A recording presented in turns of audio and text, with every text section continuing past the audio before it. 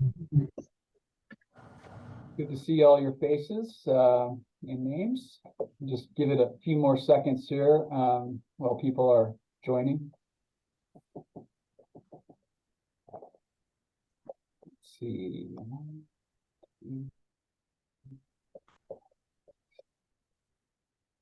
Oh, we definitely have quorum. So I guess we will go ahead and get started. Just a reminder before we do that we're starting today off with the convening of the Levee Ready Columbia group instead of the Urban Flood Safety Board. So we're gonna call that meeting to order and do roll call first. So if you're on the Urban Board but not on the Levee Ready Columbia Board, bear with us and sit tight for a few minutes. It's not anticipated to be a long period of the agenda, but we'll get to the Urban Flood Safety Board here shortly. So welcome. I'm going to call to order the November 16th version of the Levee Ready Columbia board meeting. And can we do roll call? Yes, Nancy Hendrickson. Here. Steve Fancher. Here. And Eric Mueller. Here. Dave Ritma. Here. Seth Reeser. Not sure I saw Seth. Ashton Simpson, I think may not be able to make it today. Lori Stegman also indicated she's not available to make it, and Emerald Bogue as well. Corky Collier. Here. Rochelle Altman. See you, Rochelle. I did not hear that, but Mary Helen Kincaid. Here. Tanny Stephenson. Here. We have 8 members of the LRC board present. That's a quorum. Thank you, Wendy. And first order of business, Lori Baker is going to come on to talk about a budget. I'm sorry, before we go there, let's talk about our minutes from our last meeting, which I'm sure all of you remember. But it was included in your board packet. So I would entertain a motion to approve the minutes from the. I remember them well, and I believe that's an exact copy of everything we said. So I'll move that we approve the minutes. Thank you, Corky. So we have a motion to approve the minutes from Corky. Do we have a second? I'll second.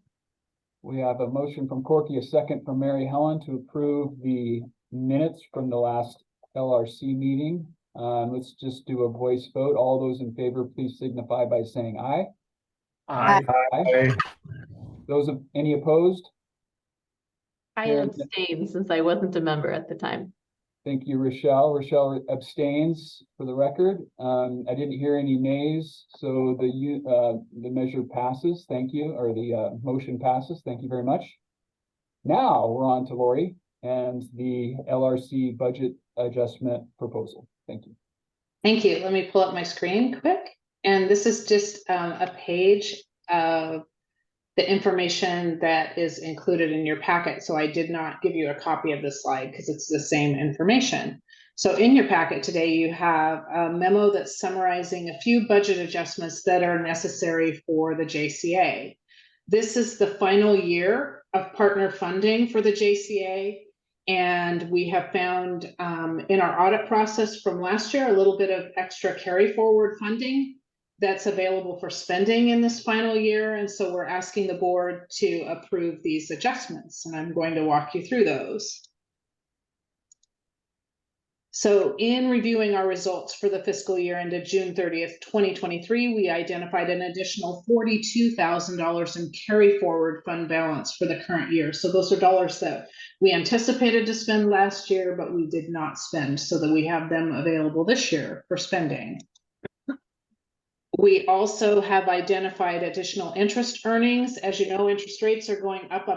And with that, the LGIP is also following suit and giving us an additional interest rate as well. And so our interest dollars are coming in at a rate higher than anticipated in the budget. So we want to increase that to reflect those interest earnings that we're anticipating. Quick acronym check.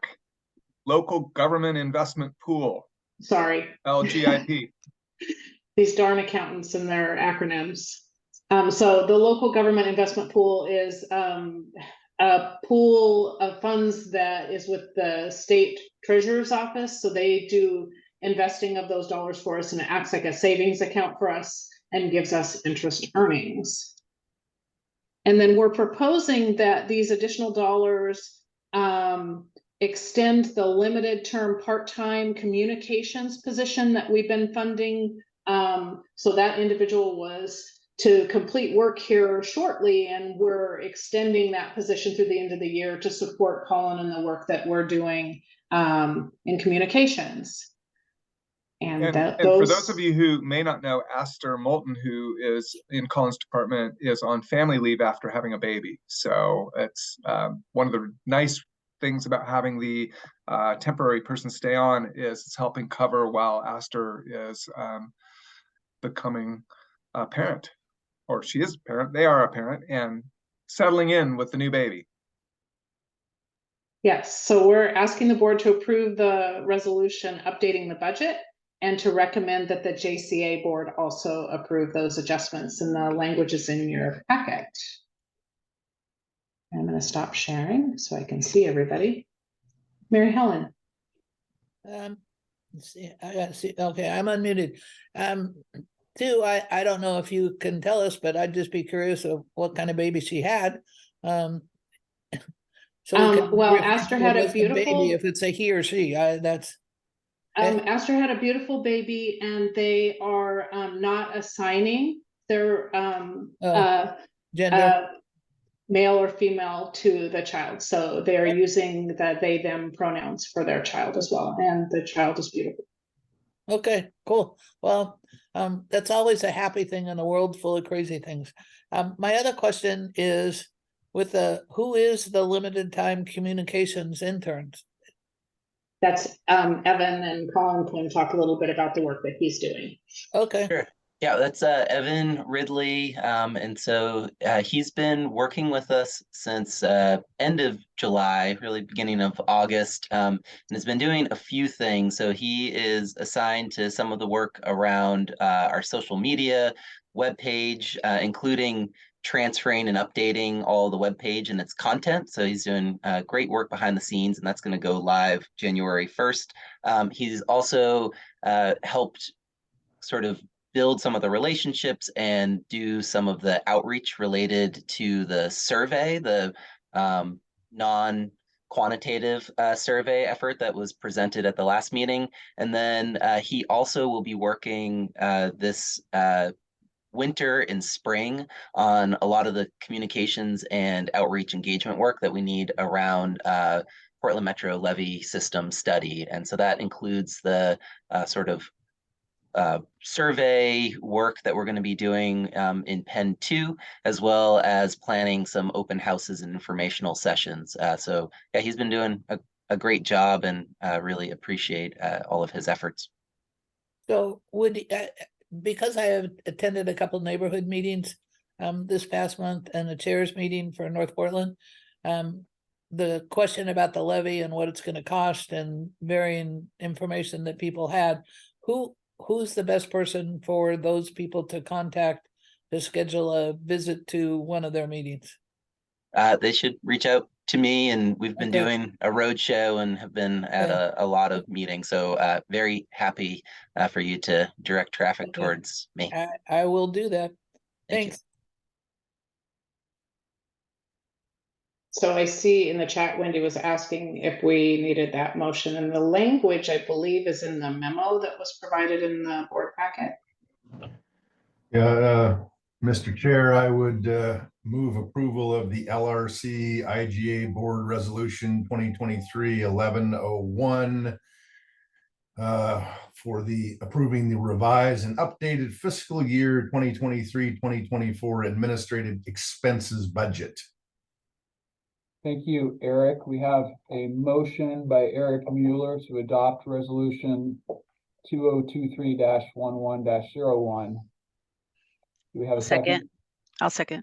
Okay, we have a motion by Eric. We have a second by Nancy Hendrickson, again to approve, adopt resolution 2023-11-01. 11-01. Any discussion on the motion? Not seeing anything, so let's do a roll call vote. Wendy? Sorry. We don't have, we could do a voice vote if we want to. No, I think for a resolution, we can do a roll call vote. Just having to let someone in. Nancy Hendrickson, Yes. Steve Fancher, Yes. Eric Mueller, Yes. Dave Ritma, Yes. Ashton Simpson, no. Lori Stigman, no. Corky Collier, Yes. Rochelle Altman, Yes. Mary Helen Kincaid, Yes. Tanny Stephenson, Yes. we have 8 yeses, the motion passes. Thank you, everybody. I don't believe we have any other business to come before the LRC. But please, somebody correct me if I'm wrong. I'm not seeing anything else on the agenda. No, that's correct.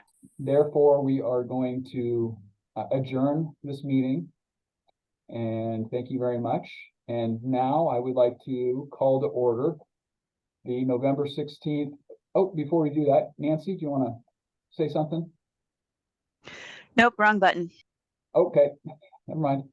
We're going to call to order. It's 3:13, November 16th. The Urban Flood Safety Water Quality District Board. We're also calling to order the Local Contract Review Board at the same time. I might be mistaken, but I think they're kind of one and the same, but we've got 2 boards. We're just going to officially call them both to order. And let's do roll call. And I'm going to just call the extra people. So Eric Molander. I see you, Eric. I did not hear you. Thank you. Here, present. Brent Cartwright indicated is not available. Ed Washington, I've not heard from. Bob Salinger. See your name, Bob. Come back to Bob and Heather King. Are you with us? I'm here. So we have 10 or 11. If Bob can hear us, we have 11 members. Excellent. Thank you, Wendy. We have quorum. First order of business is a review and adoption of the October minutes. Hope you've all Steve, had a chance could to I read. do 90 seconds or maybe Yeah, go ahead, Jim. 120? Go ahead. So hello board, nice to see everyone. Happy Thursday. I am fresh off the plane from Washington, DC, literally about an hour ago. And I just wanted to give you a quick update. I had the opportunity to meet with senior executives from the Assistant Secretary of the Army and the Corps of Engineers construction program and senior executives from FEMA this week. And it was really great. And they are huge fans of our project and they're excited to continue to work with us. They said they hear really great things about our work from the district. And some of the approaches that we're taking are likely to be used as models for other projects. And one of the things we heard is that the fact that we've been able to stay on time and on budget has impressed a lot of folks back at headquarters. So I just wanted to share that good news. I also had the opportunity to meet with the House and Senate subcommittees on appropriations that fund the Corps of Engineers. And they are both very excited about our work. And I asked them, is there anything we need to be doing? And they said, no, keep doing what you're doing. And just for you, those of you who don't know, we are working to set up a new start authorization for actual construction once we finish PED. And we got a very warm reception from the Appropriations Committee staff. I also met with every member of the Oregon delegation, House and Senate, and they are all enthusiastic supporters of our project. And we may even be hearing that from them in writing, hopefully in the next few weeks. But they asked us to let them know what they could do to support us. And then the last thing I wanted to update you all on is I continue to hear and work with individual board members about revenue and bond and other things. And on the operating revenues, we continue to get some really good feedback from a variety of board members, and they want us to continue to pursue improvements to our current plan. And one of the things that we've done as a result of that good feedback, and again, we want to make sure we answer all the questions you all have and make you feel comfortable about moving forward, is that we've assigned Jeff Condit, our outside counsel, to do some additional research on applying an extra flood safety benefit fee or tax on the floodplain and making sure that we have the legal authority to do that. We recognize that, candidly, collection continues to be the big problem that we have to address, but we want to make sure that we have that authority so that when we solve the collection problem, which we're going to do, that we can move forward and we have the legal authority to do it. And I want to thank Corky and Eric and Tanny and some of the others who have put a lot of extra time in trying to help us tweak and refine these proposals. So Jeff's got an assignment to work on that. We believe we have the authority to do that, but we're going to get that confirmed by Jeff, and we'll report out as soon as we have that information. So anyway, it was really inspiring to be back in Washington to hear the great level of support that we have. So thank you for your continuing efforts, and I'll let you get to your meeting now.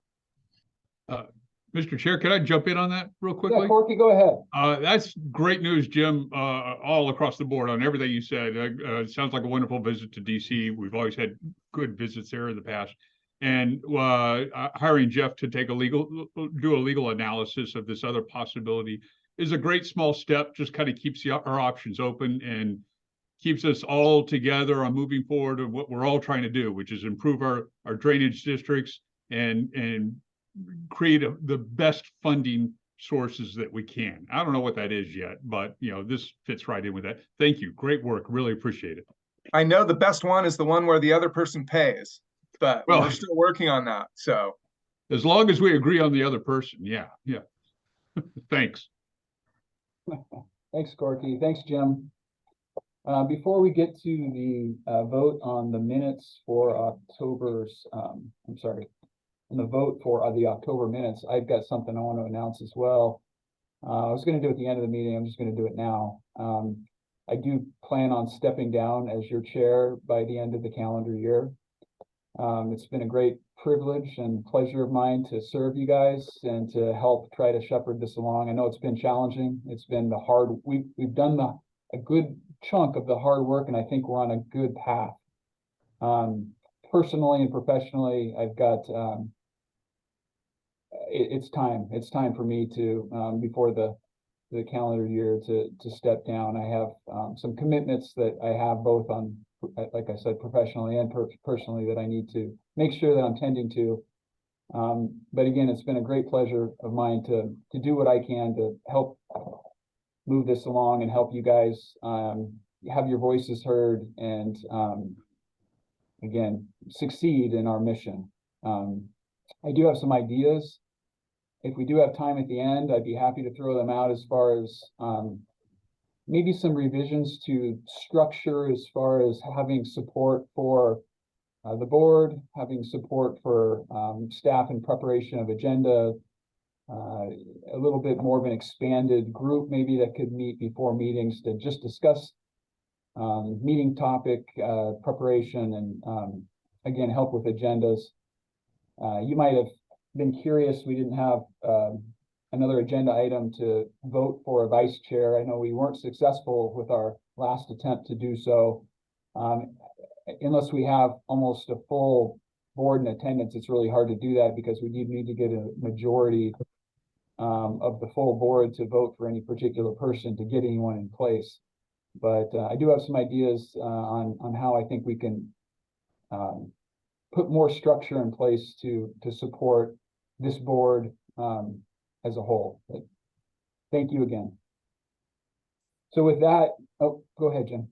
Steve, thank you. Thanks for putting in all the hard work. I know everybody on the staff is super grateful for all the time and energy you've put in. And I also want to say thanks for staying on the board. And we know we're going to keep entangling you based on your excellent perspective and all the skill you bring to this work. So I know all of us really appreciate how hard you've worked to help the staff be responsive to the board. So way to go. Thank you. Thank you, Jim. I also want to say I'm super proud of the staff. I didn't mention that, but this board wouldn't be tenable. I mean, we're tackling some really tough work, but staff continues to do superior work to get us the information we need to make decisions that we do. And this is an incredible team that you guys have to do this work. So super proud. Mary Helen. I just want, well, everything that Jim said, yes, I don't think anybody would disagree with anything he said, and probably add 14 more raised hands. But all that said, I'd be willing to stay. You said push this to the end. This is a critical kind of discussion we should have, since next month is December and that's the end of the year. I'd be willing to stay, and maybe other board members would, just to hear your suggestions, because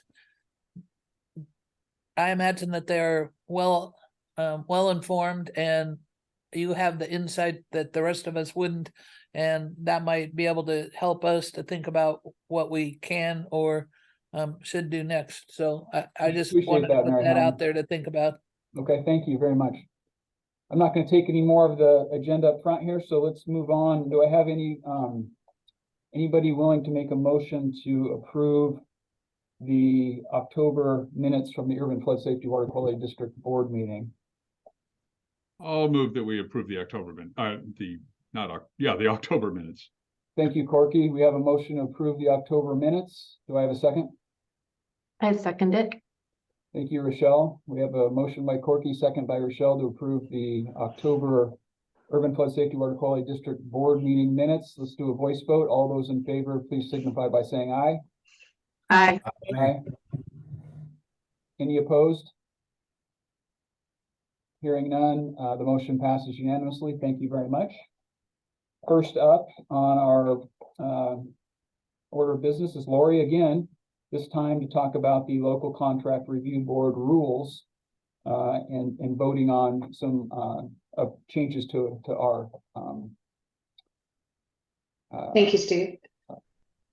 To our rules, yeah. So let me just pull up a schedule that is also included in your packet. And first I want to say that these changes come after more than 20 years of work by the state of Oregon. They've been working to update their procurement rules related to the steps that you take to do your purchasing as a government entity. If you recall, we have adopted the state purchasing rules at all of our districts, so we follow all of the same rules that the state does. The changes that are proposed here in front of you today do not impact the board approval levels. They don't change the approval levels that we use as our accounting controls within the organization. They are updating the thresholds which define the required steps in the procurement process. So in your packet today, you have a memo and a copy of the policies, which are very long, and there's lots of information in there about how we do our purchasing. All of the proposed updates align with the state's changes, and these changes, if approved by you today, will go into effect on January 1st of 2024. So this schedule shows you the current thresholds and the updated thresholds that are proposed by the state. For goods and services and construction contracts, the small procurement threshold is being increased to $25,000. These small procurements do not require, but can have a competitive process to contract with a vendor. In other experiences that I've had there, this lends to some room to work with some minority businesses and to be able to help them through the procurement process. So this is a good thing in that area, but also just allows us to do our ordinary business. As prices have gone up, like I said, it's been 20 years since the state has made these changes. And so this helps to align with the pricing that we're seeing today that we weren't seeing 20 years ago. For professional services, the small procurement threshold is being increased to $100,000 from $50,000. And for intermediate procurements, the upper end is increasing to $250,000 from $150,000. And then formal procurements, which require a formal request for proposal process or RFP with scoring criteria to define who the best bidder is. That is the area that's increasing to $250,000. So we are asking you today to consider these changes and keep us aligned with the state procurement rules. And as I said at the beginning, this does not change the board authority levels. It does not change the contracts that we and the task order changes that we bring to you for approval. And we will still continue our regular reporting so that you're seeing all of the procurement changes that happen each month. So with that, I can take any questions, but we are asking for your approval. And Lori is super generous, but one thing I want to point out to the board is that what this will also do is really help our terrific procurement team who struggles with the amount of work they have to do. So this will make their jobs a little bit easier while you retain all the oversight you currently have. So on behalf of our procurement team, I would also second Lori's request that you consider these changes. Thank you. Thank you, Lori. Thanks, Jim. Eric. Yeah, I just wanted to clarify from my standpoint, this is we're simply updating our rules to stay in alignment with the changes that the legislature adopted in the last session and made effective January 1. And Correct. secondly, this, to reassure people, this does not change the budget at all. It doesn't change how much money we're spending. You know, we're not approving expenditures at this point. This is just keeping the rules in alignment with the state. Thank you, Eric. Thanks, Eric. Nancy. Yes, and I would like to, I remember we did something sometime in the last 5 years to make sure that all the drainage districts were just adopting the rules of the state instead of our own individually. And I just want to appreciate what a time saver that is. I think the state comes up with good rules and we can just update ours as they update theirs all in one fell swoop. And that is allows for great oversight and also great time savings and efficiency. So thanks for that. Thank you. Thank you, Nancy. Any other questions, comments? So Wendy has placed a sample motion in the chat, which is, you see there. Eric, go ahead. Yeah, I was going to move to approve the LCRB resolution number 2023-1101, local contract review board and urban flood safety water quality district adopting rules of procedure for the procurement of professional service contracts. Page 18 in the packet. Thank you, Eric. We have a motion by Eric Mueller as stated and as included in page 18 of your board packet. Anybody like to make a second? I'll second that. Okay, I heard Eric Molander first on that one. So we have a motion by Eric Mueller. We have a second by Eric Molander to adopt LCRB resolution 2023-11-01. Any discussion on the motion? Okay, hearing none, let's go ahead and do a vote, Wendy. Heather King. Yes. Is Bob Salinger with us? Bob, can you hear us? Moving on to Eric Molander. Aye. Tanny Stephenson. Aye. Mary Helen Kincaid. Aye. Rochelle Altman. Aye. Corky Collier. Aye. Dave Ritma. Yes. Eric Mueller. Aye. Steve Fancher. Yes. Nancy Hendrickson. Yes. We have 10 yeses. Thank you all. Thank you, Wendy. The motion passes unanimously. Appreciate that. Moving on, we are going to We are going to skip for now the presentation by Mark Wilcox on the PMLS and FEMA accreditation update to ensure that we have enough board time to talk about the bond resolution and discussion that Carrie's going to lead. Just before we go there, I forgot to mention, and I want to do it now and maybe at the end of the meeting, that inviting all of you, personal invite here, to attend in person the holiday lunch on December 6th before the work session. We would love to see and break bread with as many of you as possible. So if there's any way for you to break away and come in and visit us, make that happen. We have some folks that can't do that, realize that, and we're providing lunch at home, which will also be nice. Maybe the way we can get you up on the screen and share in that. But again, just want to encourage you from my vantage point to come and break bread and share before we meet. Wendy, go ahead. You're on mute. I would love to hear from Eric Mueller, Dave Ripma, Tanny Stephenson. Those are the people I haven't heard from that are at this meeting. So if you could get back to me, that would be great.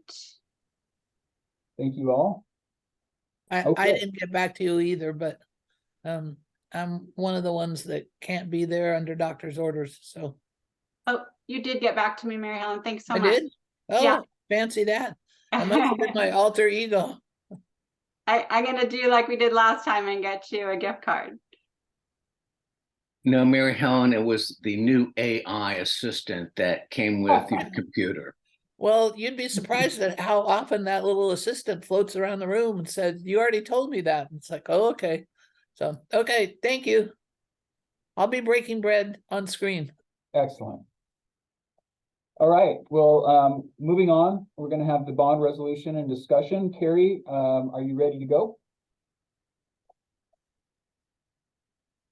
Yes, I am. And actually, I'm going to have Jamie Damon from the Kearns and West Strategic Communications team start us off.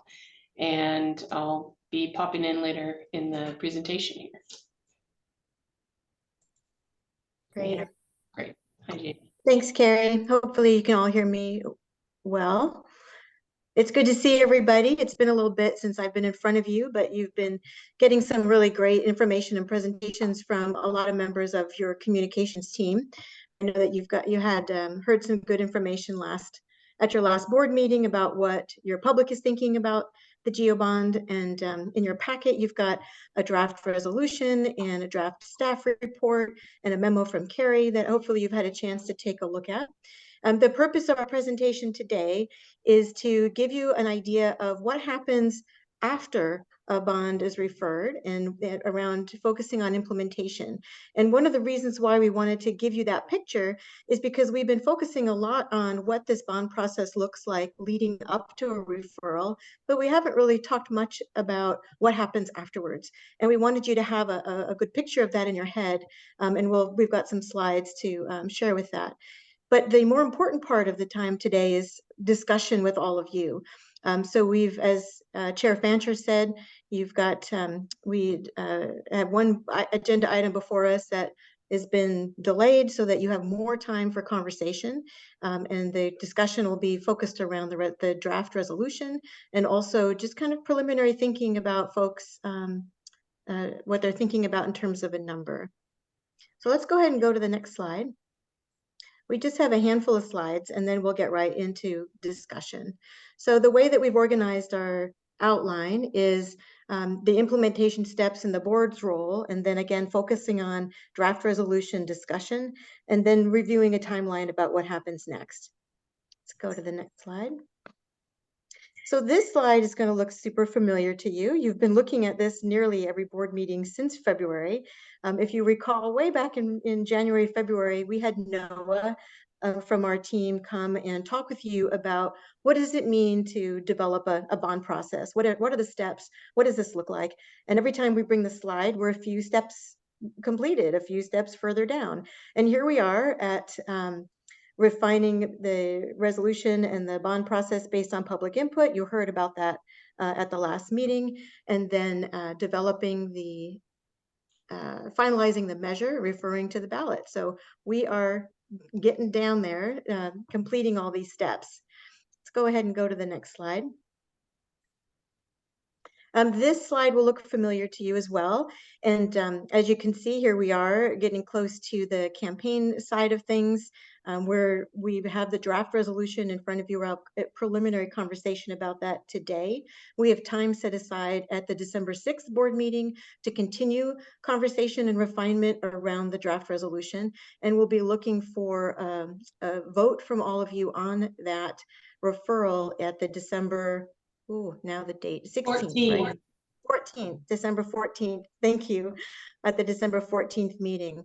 One of the things that we continue to hear from all of you is, first, you want to have more conversation with each other, and second, you want to have these draft products as early as possible so that you can sit with them, you can talk with each other about them, and you can get to be more familiar with them. So we've done our best, even though we're coming up to a vote here in December, but we've done our best to build in time for that. Let's go ahead and go to the next slide. And the next slide, I'm going to hand it over to Carrie, because you'll see it's formatted. It looks real similar to the one that we've been working off of since February, but it's got a bunch of new steps on it. And Carrie's going to talk with you a little bit about what those steps are. Yeah, thanks, Jamie. So yeah, the no rest, the work continues. We finish one list and we start the other, but I think it is notable that one of those last steps in the GeoBond development phase is the first step in our GeoBond implementation step. So I'll go through each of these. This is a mix of best practices as well as legal requirements for implementing a general obligation bond. Very critical is the first step, which is the referral resolution that you have a draft of in your packet to begin discussing today. So that referral is where, or the resolution is where the board specifies the authority under which the bonds are referred, a critical context for that decision, and directing staff to file the attached ballot title with the Secretary of State. It includes appended the ballot title, which is the proposed commitment for voters to consider in their election. And that has, or will have, the value of the bond as well as the activities of the bond. And we don't get a lot of words in that ballot title, so they're all very, very precious. And the version that you've seen has been really carefully crafted by our engineers and project team to be accurate, by our strategic communications team to reflect polling and focus groups and communicate with voters, and by our legal counsel and bond counsel to make sure that we're meeting all necessary requirements and are legally compliant. And then the last piece of that referral package that you got a draft of was a staff report. And again, because we have so many we have just so few words in that ballot title, the staff report provides the additional, a lot of the same information you saw through the bond board presentations over the last few months. It's the due diligence and planning work that sits behind those activities and that bond value. It's a place to communicate intentions of this measure with more detail to the staff and bond throughout its life. And I want to flag, this is not for discussion today, but we just kind of can't say it too much, that we'll be coming back to you also with more information on activity following the referral, because there are restrictions on political activity that come into play after that referral vote. But if you should vote to refer the bond to the ballot on December 14th, the next thing, one of the next things that you'll see for us is that the this next year's FY 24-25 annual budget will include proposed bond expenditures. You're going to hear more from Lori in the next few meetings on the budget process and why those need to be in there, even though we're not sure if voters will approve them. But you are going to see the staff's best professional judgment for the work and expenses in year one of the bond implementation. Then, if voters approve the bond, one of the roles of the board will be to form an oversight committee. The resolution that you have, Mary Helen, if we could have just like 3 minutes total, we can wait till the end. Oh, we can't hear you. Oh, sorry, you're on mute, Mary Helen.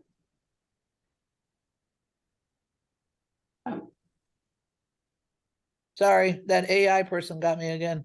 Do you mean when you say refer to the ballot?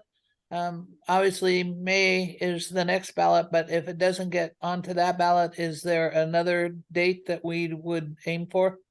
Or is it like refer to any ballot in the future? This process is definitely applicable to a number of different types of GO bond measures and dates. In this case, to optimally line up with the PMLS cash flow needs and other things, the plan is still to refer it to the May 2024 ballot.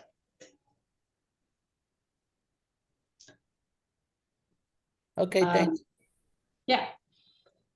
So the Bond Oversight Committee, that's something that in the ballot title and in the resolution is a commitment that is in there currently to form a flood safety community oversight committee. And the board would pass a resolution with something like a charter saying who's on that committee. You know, maybe the composition would look something like the Education and Engagement Work Group with board and representatives that show the diversity of voices and needs in our community and nonprofit and CBO partners. That would be at the board's discretion who's on that committee. And also what they're doing, what their role and expectations are. It's very common for those kind of oversight committees to recommend performance metrics. So really more specific numerical targets that staff would be aiming for, maybe things like participation by women and minority-owned businesses, or COVID businesses, as the state calls them now, or dollar targets for integrated design features, other things like that, that the oversight committee could recommend that we track towards. And after that, we start to get into an annual oversight cycle where the committee provides a performance report on the projects and programs and administration of the bond to the board, and then a qualified firm provides a financial audit, as you would be used to seeing from our typical practices. And then again, with the annual budget that will come around every year through that normal process, and a capital improvement plan, so that we're not just showing you what do we plan to spend next year, but what are we planning to spend and do in the planning and development, design, construction, and closeout of all these projects over an extended period of time. This is that same information in a different format for the spatial reasoners. On the left-hand side, you see the pieces that are more setting up for bond implementation. Again, the referral being that first really important piece that sets off this cycle, the year one budget oversight committee, and then that annual process. So with this, I'm going to hand it back to Jamie. We just wanted to make sure that you had some of that same information that we did about what's in the referral and the ballot title and the staff report, why it's there, and how it sets us up for the life cycle of the bond implementation. Yeah, thanks, Carrie. If you could hang out on this slide for just a moment.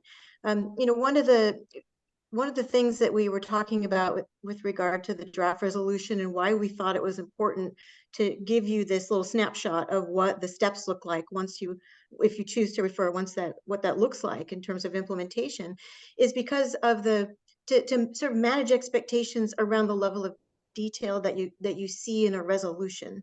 And so I think that, you know, if you're not familiar with how these processes work, the tendency might be to front load a lot of detail into a resolution. And you have many places along the implementation timeframe on an annual basis and on a regular basis to influence how investments are made, how money is let out, what projects you're working on, and how those projects are implemented. And so I just wanted to pause there and emphasize that, to make sure that that was the takeaway from these slides, is to make sure that you knew that you had an annual authority to look at you know, how you're doing with implementing these projects. Let's go ahead and go to the next slide. So what we want to do is two things. We've broken it out into two parts of conversation, and maybe they'll start to meld together. It's really dependent on all of you. But we wanted to start with what I'm calling a temperature check, and that language was in the memo accompanying the draft resolution in your packet. And this is not a vote. This is not a poll. It really is just to get a sense of where everybody is at with the draft resolution language. And note that we've separated out the numbers conversation as a separate conversation. And you can combine them if you like, but we just thought for efficiencies, it might be helpful to just start with, how does this draft resolution in your packet meet your expectations? And we're asking you to do a thumbs up, a thumbs sideways, or a thumbs down, and just put them, on the screen and hold them there for just a moment. Don't do it yet. And then everybody can look around. And what will happen is we're going to start with some of the folks that have a thumbs down and basically say, okay, what are your concerns? What are your questions? And we're going to work to do our best to resolve some of those, but we're not going to do a lot of wordsmithing. We want to get everything out on the table, because as you know, we've got time today, we've got time on the 6th, and then you have your additional conversation in this agenda item on your board meeting for December, in December 14th. Corky, I see your hand up. You're on mute, man. Thanks. Just confirming, this is Exhibit B, page 47 of the packet that you're talking about? I'm looking at it as page 42 on what I printed out. It's the resolution of the Urban Flood Safety and Water Quality District submitting to district voters the question of authorizing that one. Thanks. That's why I asked. Thank you. Yeah. Any other questions just about process? We're just looking for this question is here. How does this draft meet your expectations around language, level of specificity? Not considering the dollar amount just yet, but that's the second part of our conversation. But we just want to get a sense of where people are at with this draft and how much work we need to do and conversation we need to have. So if folks are ready, we'll do a thumbs up that's like, yeah, this meets my expectations. This draft resolution is looking good. A thumbs sideways is, yeah, I mean, it's close, but there's some things that I have questions about or want to work on. A thumbs down is, this really is missing the mark. It's not getting close to where I have a lot to say about it. Mary Helen, what's your question? We'll need to take the slide down so we can see this. Back to Corky's question about which page, because I've got the 42, but on page 46 and 47 are Exhibit A and B, and does that, I'm not cognizant of ballot titles, but are those included in our estimation? So if we have more questions, then we can gas them about those exhibits? Yeah, the exhibits are meant to be included as in the resolution. Okay. That's a good clarifying question, Mary Helen. Because, and then just quickly, it might answer, but when it says caption 10 words, that's the title under the caption, and under the question, those are the answers to those bolded type. Yeah, what you see where it says caption, and then we have legally allowed 10 words. And so then below that, so the ballot title is what's listed under the bolded caption 10 words. that whole page is the ballot title, the caption, the question, and the description. Okay, thank you. Yep, and Mary Helen's, for everybody else, just referring to page 47, Exhibit B, the ballot title. Nancy, you had a question? Yeah, all of these pages have no numbers. The numbers are blank except for Exhibit B. And I thought you said we weren't talking about numbers right now, we're talking about language. So I know we clarify that our thumb is not referring to any of the numbers currently in Exhibit B. We're talking about language. Yes, Yeah, exactly. yeah, I know we were a little, we put those numbers in there and they're in parentheses or they're in brackets too and highlighted, I think, to indicate that they're in there for demonstration purposes and to be updated to reflect the board's intent. We put them in there for you to see the relative scale and the way that we would represent the total value and the cost to voters. All right. So again, a thumbs up is like, yep, this is heading in the right direction. These are the right materials. The language is looking good to me. A thumbs sideways is, we're on the right track. I've got some questions, additions, clarifications. A thumbs down is, this is really different from what I was expecting. I have some really strong concerns. And we just want to use this as a way to gauge how much conversation and how close we've got with the packet that we put in front of you. So go ahead and put your thumbs, register your thumbs and put them up so everybody can see. And put them close to the screen so everybody can see them. And keep them up there. I know, it's just like it's all thumbs here. Looking around, look around at everybody else's thumbs. I'm not seeing any thumbs down. Okay. All right, great. So those of you who had a thumb sideways, let's actually, yeah, those of you who had a thumb sideways, let's start with you. And again, this is a way to just get information out. If you have questions, if there's things that you thought would be there that aren't, or if you have ideas about things that should be included, we're just trying to get everything out on the table. So whoever would like to start, who had a thumb sideways. Eric, I see you're off mute. Do you want to start? Eric Molander? Yes, so there are going to be a couple of things that I'll need additional information on. Number one is going to be on the Flood Safety Bond Community Oversight Committee and what authority that they have in terms of making substantive recommendations that the board would have to follow. And in particular, what I'm looking for here is to provide them with some level of teeth. I don't want this to become the Supreme Court's ethics committee standard, which just doesn't have anything to it. If we're asking people to spend time and effort on it, then they should have some sort of impact in the direction that we're going.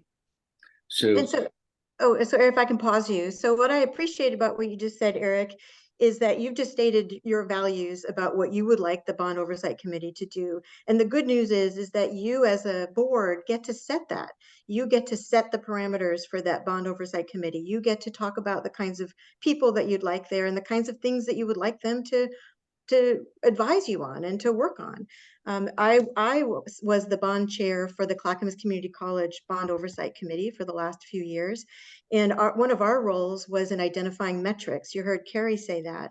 We had some really strong metrics about student involvement, for example. And when we had our meetings, we had to report out how are we doing on that? How many students are involved? How is that leading to job creation for them? We also had a very strong metric around local contractors. And so we had to report out every meeting about what that looked like. And so that's just an example of how that kind of committee can work. But you have a lot of authority about what that group looks like. Great, and that would not be limited to just those objectives. We could put in objectives associated with performance against budget, performance against time, etc. Yeah, and I just see it, and Allison, thank you for raising your hand. Allison put some information in the chat, but I'm going to call on Allison to help clarify this as well, the role of this committee. Allison, go ahead. Allison, your hand. Yeah, sorry. Hi, folks. Sorry, I've got COVID here, so I'm not putting my screen on, but I am participating. Eric, the points you just, the examples you just gave about various metrics certainly could be those that an advisory committee is charged with. Ultimately, the board will pass a resolution that provides the scope for the advisory committee as well as its charge. What it cannot do, though, is make final determinations. As an advisory committee, it cannot take over the role of the appointed board, but it can make recommendations to the board about its findings. Thanks, Allison, for that clarification. Eric, you said you had a couple things, but I do want to make sure that we hear from other folks too. Is there another one you want to share right now? And then I can circle back to you when I hear from a few other folks. I know, why don't you, I know that Bob Salinger and Heather are going to have this question about how we address our flood control and natural methods. So I'm going to leave that for them. Okay. Eric Mueller, I saw your hand go up and then I saw your hand go down. Did I scare you off from offering some input in? I think the Allison had basically addressed what my concern was with what Eric had raised. Was I didn't want expectations to get beyond what we were allowed to do legally in terms of delegating authority or not. So that was my caution going to be, but she articulated it better than I. Great, thanks for that, Eric. Other folks who had their thumb sideways. Again, this is just getting out, does this draft start to meet your expectations? Are there some things that you'd like to see included? Questions, clarifications, getting all that out. I'll jump in. First, that was a great look on you, Nancy, but now it went away. Sorry. Okay, well, that's a great look too. I got stuck. I'm listening. So Corky, I see you weighed in, and Rochelle, I see your hand up, and you'll be next, and then. Oh, I'm sorry. Go ahead, Nope, Rochelle. nope, Corky, go ahead. I think Rochelle is saying go. Okay. So, and I don't want to write by committee on this, but I guess it's a question of why in the ballot title the congressional funds weren't elevated more. To me, that would be nice to tell the people, tell the public, right up front, hey, the money we're asking from you is to unlock $100 million of federal funds, that sort of thing. Was there a reason that kind of got pushed further down into the text? That is a good question. I'm going to look to Jim to try to answer that one. And of course, I was doing something else. Would you repeat the question? I'm going to own it. So to me, one of the selling points on this, I'm texting Allison to express concern about her COVID. So quite all right. Okay. To me, one of the selling points of this is that a relatively small amount of local funds unlocks $100 million of federal funds. Thank you. I did overhear that. Buried down in the text, and I'm wondering why we didn't elevate that. Was there a good reason for that, or just kind of an oversight, or what? It's an important message, but it didn't resonate as well when we tested the specific language. So this has all been very quantitatively and qualitatively reviewed. And while it's a nice thing to have, and you'll see it in a lot of our materials, it didn't rise to the top. And then my other question, and I know we're not looking at numbers right now, but in here you have a GO bond package for 175 million. I think you meant 75 million, right? Yeah. Okay. No, I'm not getting picky about the numbers, but that's a huge 175. 175. Yeah. Bond package is 175? Yes. Correct. So we've been throughout this process talking about 175 to 250 million. Earlier in the process, 150 was the lowest end. And then as we started getting into the specifics, the recommendation from Bill Owen was that 175 million was the level at which all of our critical flood safety needs were met. And so that's why it's in there. But again, it's highlighted, it's in brackets. We need more discussion among the board. Thank you. Yeah. Yeah, and those have been the numbers that we've been talking about for a few months, but always good to clarify, Corky. Yeah, Rochelle? Corky. Jim, did you have something? Go ahead, Rochelle. So my most substantive point of feedback regards the caption. And if I recall correctly, males polled were more interested than women. So maybe it's just that in kind of the hard infrastructure improvements. But when I read it, it sounds less inspiring than if there were more language in there about the outcomes of the proposed investment. So I'm just to give an example of what I mean, like if it were something more like, what did I put here? Improve something about, improving levee system infrastructure to protect the lives, homes, and economy, or that kind of thing, to just get at so what about levees, flood walls, and pump stations? What are we really getting? So just a quick clarification. The differences occurred in the qualitative focus group, not in the polling. And we Okay. did do the quantitative polling on multiple versions of the ballot language. Mm-hmm. And this is the ballot language that did the best. Hmm. And again, we have very, very few words that we can use. And so we are open to the board's direction on this. But what I would tell you is it's been through 3 different attorneys, several different pollsters, multiple communications consultants and experts. So it's pretty darn good. And again, lots of different perspectives, but this seems to really hit that bell curve where we need to hit.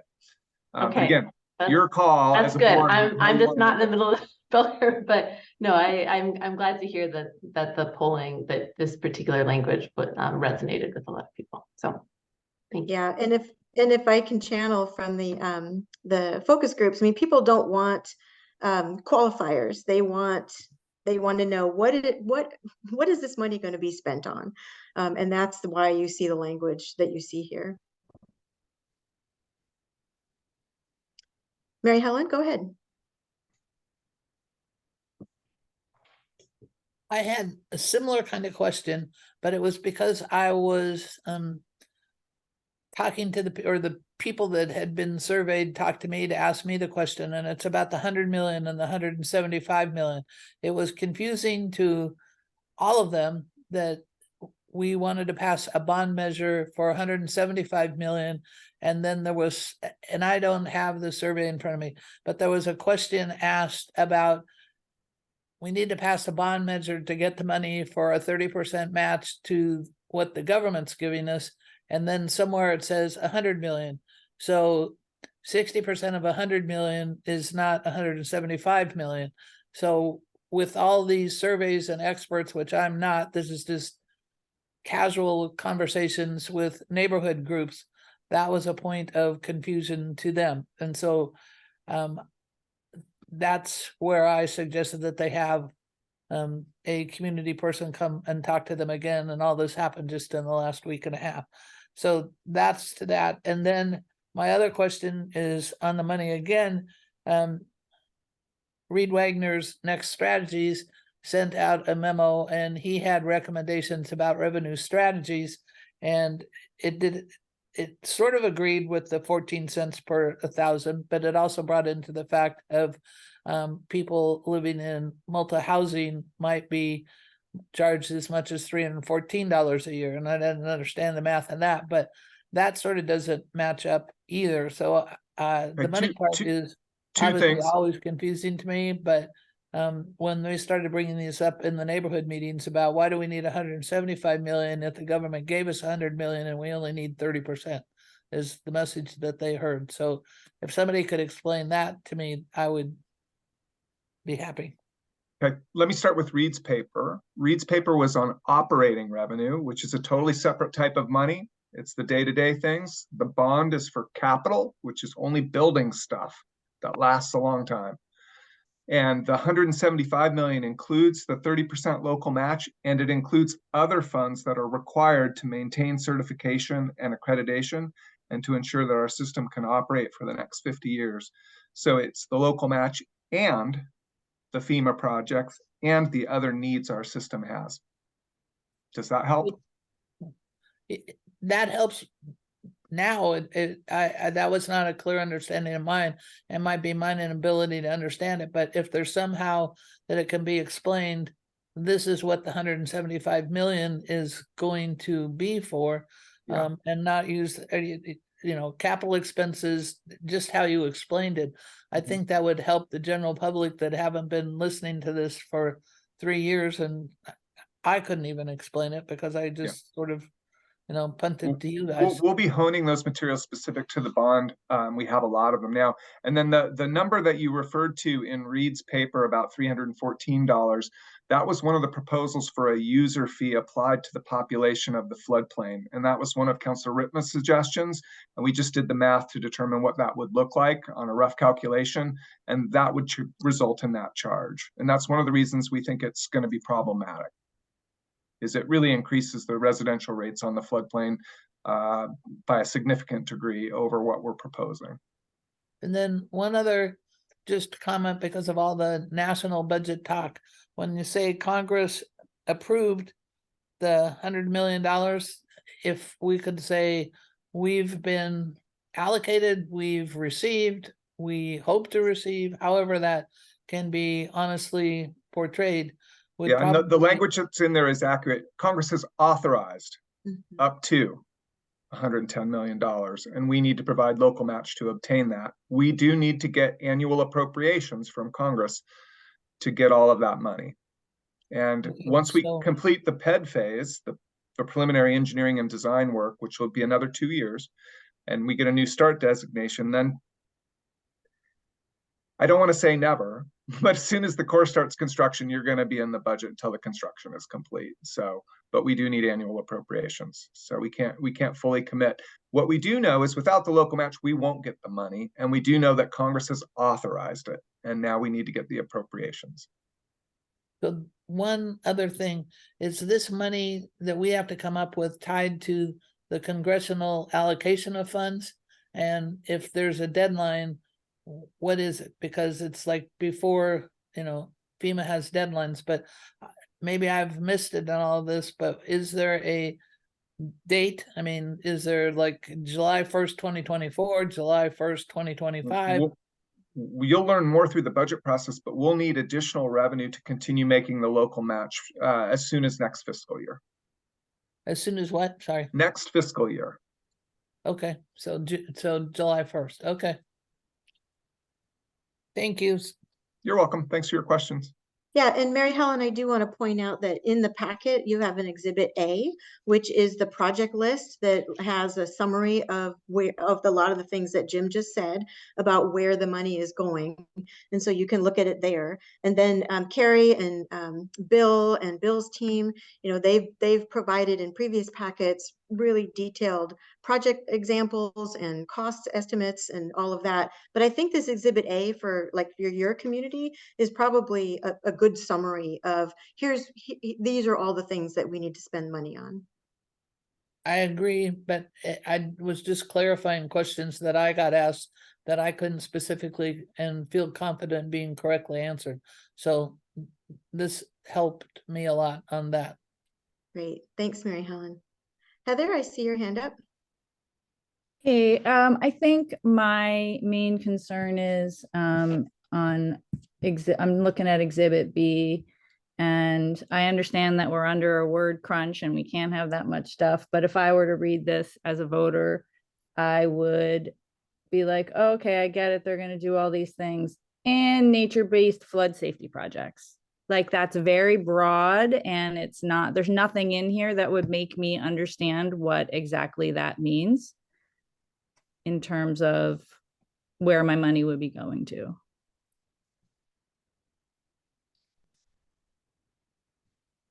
And Heather, are you talking where it says, are you talking about under the caption? I'm talking about, there's 2 bullet points. It says raise levees, improve flood walls. Oh, I see. Yep. Rains in most vulnerable areas. First off, vulnerable areas, what the heck is that? But nature-based flood safety projects. Like, there's not, and I understand, again, we're under a word crunch. I get it. And that doesn't give me a whole lot of information. Yeah, the suggestion. Oh, go ahead, Carrie. Well, yeah, I'll just note, I think we're interested with the caveat of everything Jim said on how we got here. That another thing is just to reflect that this is our commitment to the voters, and one of the first things that we begin doing as the new district is starting the watershed improvement plan to define in more detail where our priorities are and where we can do the most flood safety and environmental benefit with the funds that we have.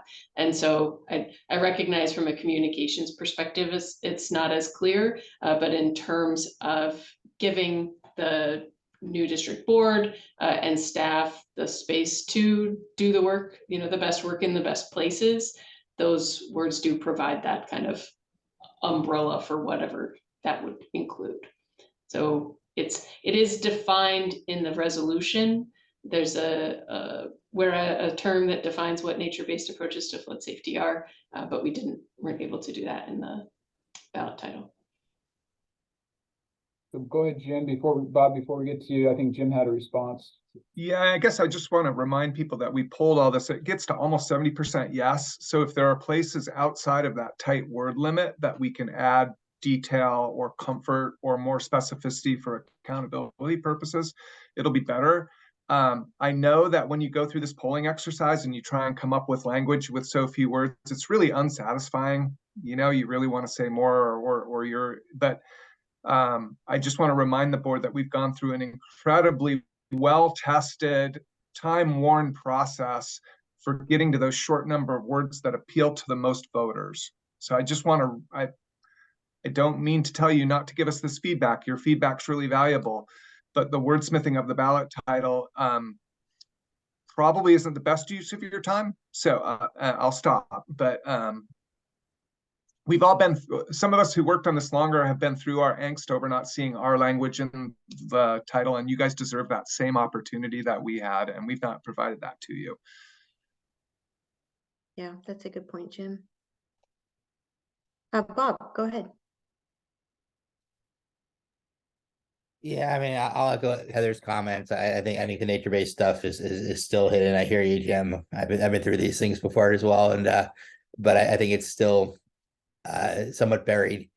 And I think I would suggest that the urgency be moved up from the bottom. I think you start out with kind of there's money on the table, we need to match it. But as a voter, I typically want to know the punchline, which is we have a vulnerable system and we need to repair it. So I think backloading that is a mistake. And then when should we have the discussion about the money? Because I definitely have things to say about that, but I don't know if this is the right moment or not. So. Yeah, well, we're gonna do it today. I mean, as soon as we get everybody's thoughts out about just the resolution packet, I can hear from Nancy, and then if people are ready, we can start jumping to the money. I was just trying to hear from folks who had their thumbs sideways what their concern or question was, or their ideas for how to strengthen this packet. So I want to make sure we just get all that out, and then the meeting goes till 5. We're it. So we want to make sure we have a good conversation about the money too.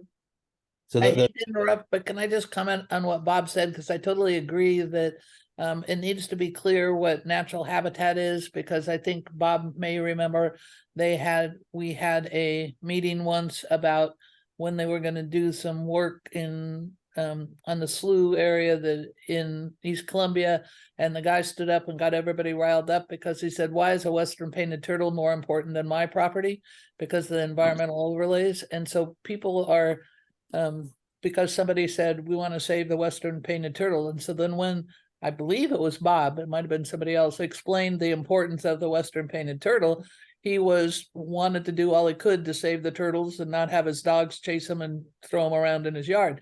So it gets to Bob is a professional that can explain these things. He came from a standpoint of completely opposed to being turned around.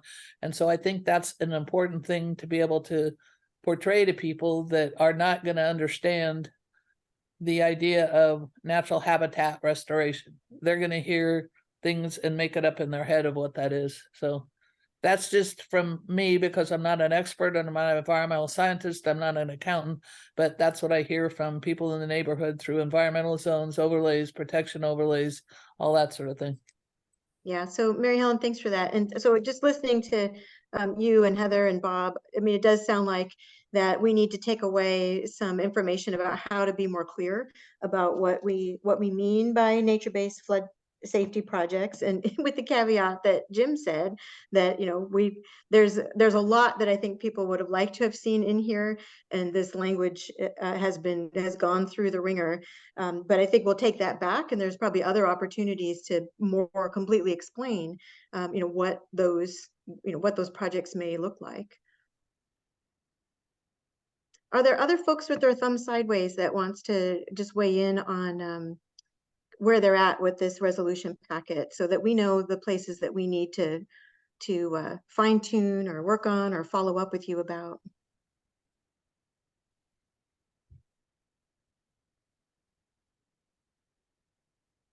Looks like people want to talk money, Bob. So let's talk about money. Actually, if you can put the slides back up, Carrie, I have 2 slides that I just want to share with you before we talk money. So so one slide is this one. And, you know, we've been talking quite a bit as a consultant team and with your staff, and certainly your staff has been working on trying to crunch the numbers and figure out, you know, what the costs are, what you need. And we're making this bold statement here that you know, that you heard from the consultant team at your last board meeting, that between 175 and 200 million is what the public seems to support, and that when you get over 200, the support starts to fall away. And so that's the sweet spot, is between 175 and 200.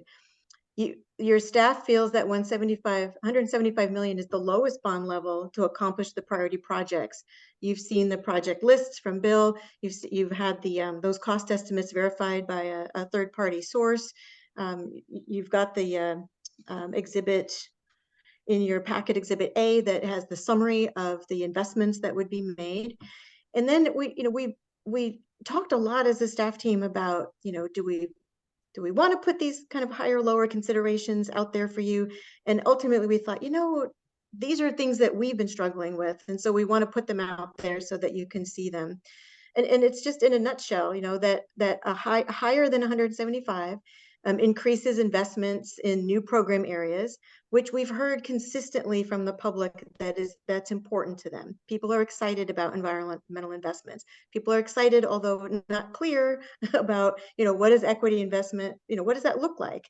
That gets people interested. And when I say people, these are your voters. A higher amount also gives more certainty that priority projects can be completed. I mean, I think we saw during COVID, there were supply chain issues. There were, you know, I mean, we've seen interest rates go up. I mean, there's things that happen that are outside of our control. And while there's contingency built into the project costs, you know, having a little bit higher amount does give greater certainty that priority projects are completed, and that you're not taking money away from things to fund the priority projects that you need. If you went, you know, on the lower side, 175 or lower, it really reduces your ability to invest in the new program areas, and it reduces certainty that we can complete priority projects that have been identified, and it doesn't really allow for unanticipated cost escalation, such as what I've talked about. And there are other considerations, but as we've talked as a staff team and a consultant team, this is kind of where we keep coming back to. It's like, you know, there is this sweet spot that the public says they support every time we've gone out. But it is a window, and it's really your call as a board to figure out what that number is. In the resolution, Carrie said you see these blank spaces with placeholders, and we need you to fill in that number for us to help to tell us what that number is. What's the next slide? Oh, well, this is just the summary slide of the program areas, and you've got that in your packet. And then so you can just remind yourselves of what the allocation starts to look like. And so I want to note, Jamie, okay, just because you keep saying Exhibit A, it actually doesn't have a title, the staff report. Exhibit A is an exhibit of the staff report.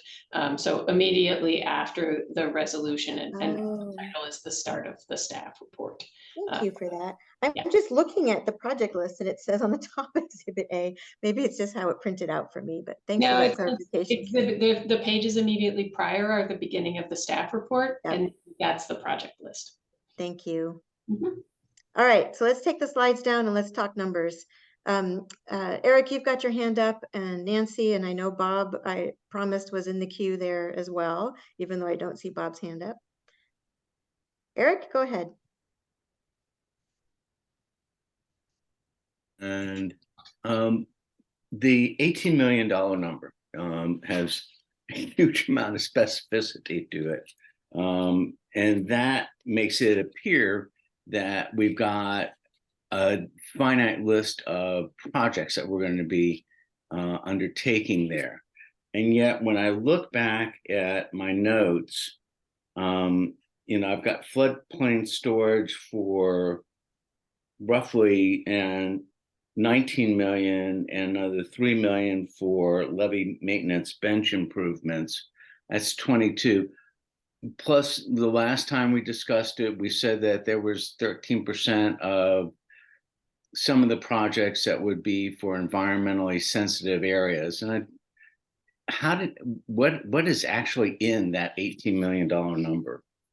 Yeah, what's in the 18 million is dollars for natural flood storage, the levee bench improvements, and then program administration costs on that. So it was estimated at 17.5 million, or 10% of the total bond cost for the nature, flood storage, natural flood storage, and levee tow improvements, plus administration.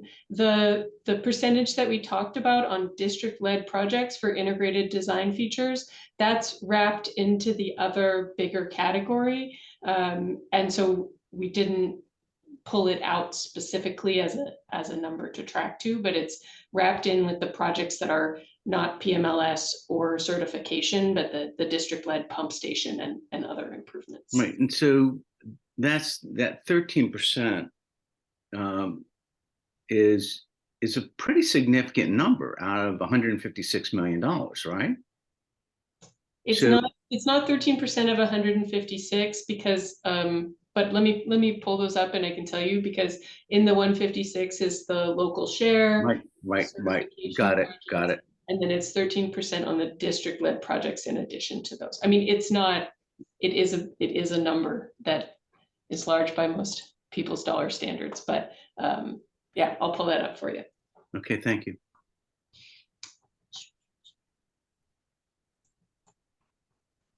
So while Carrie's pulling that up. Should I go? Yeah, I was just, I was putting a pause in there, Nancy, to see. Yeah, why don't you go ahead, Nancy? Yeah. Let's let Carrie pull that up. Go ahead, Nancy. Okay, so I think, so thanks for the information about, talking about the language and reminding us how vetted it is already. That was very helpful. When it comes to dollars, I've been thinking about this a lot as we have over the last year, and we all have, right?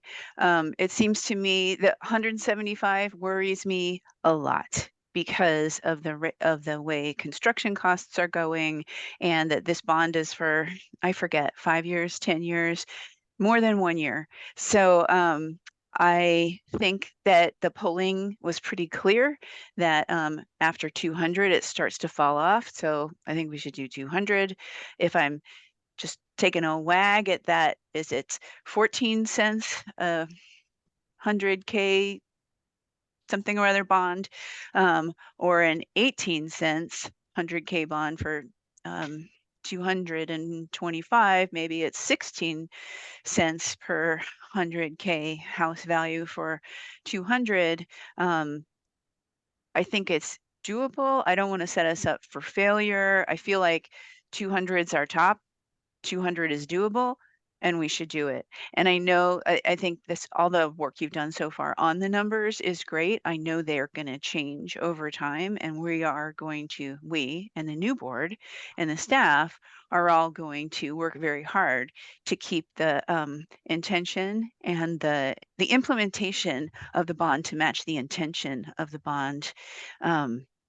So I don't want to quibble over this or that or how much, because it's sort of unforeseeable at this point. But I think that 175 is too low and 200 is as high as we could go. So let's do that. That's my contribution.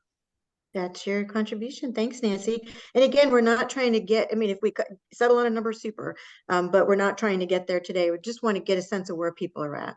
Thanks, Nancy. Bob, go ahead. Oh, I can answer Eric's question though. Okay, Bob, hold on. And it depends which scenario we look at, right? Because there'll be more district-led projects in the larger ones, but in the 175 million scenario, the estimate for integrating the new mandates was 5.698 million. So that's why I said it's not small, but it isn't 13% of 156, just under 5.7. Thanks, Carrie. All right, Bob, go ahead. Yeah, I mean, I don't disagree with Nancy. I think that's right. At least something closer to 200 million. I would also support. I understand the point was made earlier about the projects versus the money that's specified for nature-based solutions, but I think 10% is too small. This district has a new mandate to really advance nature-based solutions and things that really change the landscape for people as well. That was a key component of it, and I think 10% is a pretty small piece, especially when we look at the budgets for the operations, which also I don't think really met the expectations of the legislation. And so my recommendation is to go up to something around 200 million. And add a significant amount of that specifically to the 18 million that's already proposed for nature-based solutions, bring it up to something more like somewhere between 15 and 20%, add another 10 million onto that, out of another 25 million on top of what's being proposed. All right, thanks for that, Bob. There too, before I finish, is just that Oh, yeah. when we start to talk about nature-based solutions, it sounds like a lot of money, but it's not. When we start to talk about floodplain reconnection and those kinds of things that actually make a difference in terms of floodplains, that money goes very, very quickly. So it doesn't fund that many projects. Those are expensive, they're landscape changing, and it's the opportunity to really make the district a true leader in how we deal with flood safety in a way that, you know, we should be moving toward, rather than physical structures and walls and barriers. How do you actually start to really convert a landscape so you're building with nature? Now I'll stop. Thanks for that. So we've got Corky, Steve, and Eric. And Eric, after you, if there aren't any other hands up, I think it would be helpful, and certainly any of you can do this too, to ask questions of each other. So if you've got questions of Bob or Nancy, if other people are putting out proposals, you know, feel free to use this time to ask questions of each other. We've got a good half hour to talk about numbers. Corky, go ahead. Question for staff, just to put you guys on the spot and make you really uncomfortable. So just give me a general idea, if you can. In the 175, you know, that's a lot of extra projects that we tossed in there. How much inflation, did you calculate inflation, expected inflation on each of those projects? And how much contingency did we add into that? Do you recall? And I know that's hard to say, but give me a general sense. And so Bill's on, and he may be able to provide some more color on this, but we definitely applied inflation for everything that is in here. And the contingency varies for the project depending on its level of development. So it goes down as things are more refined and those designs get, you know, go into the engineering design process. So it's a little bit different for each of the projects, but it's, yeah, based on engineering design standards, and that was part of what was reviewed by the Tetra Tech cost estimate review, was whether those contingency assumptions were consistent with best practices. Okay, so that's comforting. Makes me a little more comfortable. But at the same time, I tend to agree that adding some additional cushion in here, and I'm thinking, you know, 10%, adding 10% to that takes you to 192.5 million, which seems a number that's not too daunting for the public and gives us a little bit more contingency and a little more ability to expand some of the projects we want to do. As Bob said, some of those projects can be quite expensive, so a small expansion could take a good chunk of money. Great, thanks for that, Corky. Go ahead, Chair Fancher. Thank you, Jamie. I guess I'll preface this by saying I think, you know, we're supportive of either level, 175, 200, but if we're voting, I think to me it's a Gresham, it's a matter of risk and reward and priority. And just to be clear, this does not preclude the district from going out in the future for other bond funding, but we need as a high priority to secure this $100 million federal funding now. I'm not against additional money for environmental benefit projects, but I think if we're voting today or whenever we're voting, we're sensitive to pushing costs outside of of the direct benefit area, because we're Gresham and we don't have a very large area there to protect. I'm voting for 175. Thanks for that, Steve. Eric, go ahead. So one of the areas of expenditure that we haven't addressed yet that I think is absolutely critical is in the assumptions that Carol Sandler gave us. She put in a 225 basis point cushion between the current AA rate and the rate that this bond would be on. Now that equates to $55 million of cash expenditures, whether we're AA or what the rate that we have in right now. So one of the things I want us to consider as we look at this is to recognize that if we're going to keep at 14 cents per assessed value, we would do substantially better to meet Corky's needs for the cushion and for meet Bob's need for additional money for environmental, to really do everything that we can to get us back to AA rated or better. And right now, we're spending way too much on financing it and not enough on the actual projects.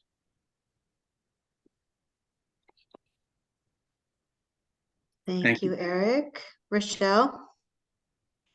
Thanks.